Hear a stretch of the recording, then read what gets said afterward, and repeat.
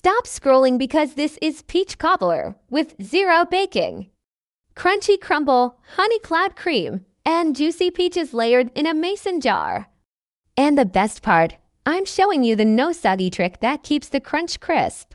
Stay with me, this comes together fast.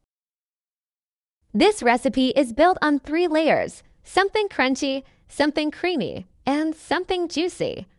We're doing a cornflake-pecan cobbler crunch, a honey-mascarpone cloud cream, and rosemary-kissed peaches that turn syrupy without getting watery.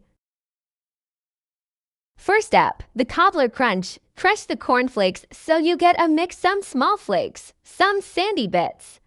Don't turn it into dust. Those bigger pieces are what make it taste like real cobbler topping.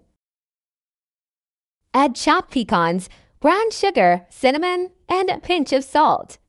Drizzle in melted butter and toss until every crumb looks buttery and golden. This is the layer that makes people say, "Wait, you didn't bake this." Now for the cloud cream. Whisk mascarpone just until it's smooth, don't overwork it. This is the base that gives you that rich, bakery-style texture. Whisk in Greek yogurt for tang and stability, then honey and vanilla. Add a tiny pinch of salt, seriously, it makes the honey pop. You want it thick, spoonable, and silky. Grab ripe peaches and dice them into small, spoon-friendly pieces. If your peaches are super juicy, that's perfect. We're about to turn that juice into a glossy syrup instead of a watery mess. Add honey, lemon zest, lemon juice, and just a little finely chopped rosemary. Don't worry, it won't taste piney. It reads fresh and fancy, like something from a chef's menu. Here's the no-sog secret. Stir in chia seeds. In about 5 minutes, the peach juices thicken into a spoonable syrup so your layers stay clean and your crunch stays crisp. Now we build the jars. Start with crunch on the bottom, press it lightly. Then add a generous layer of cloud cream. Spoon peaches on top with a little syrup.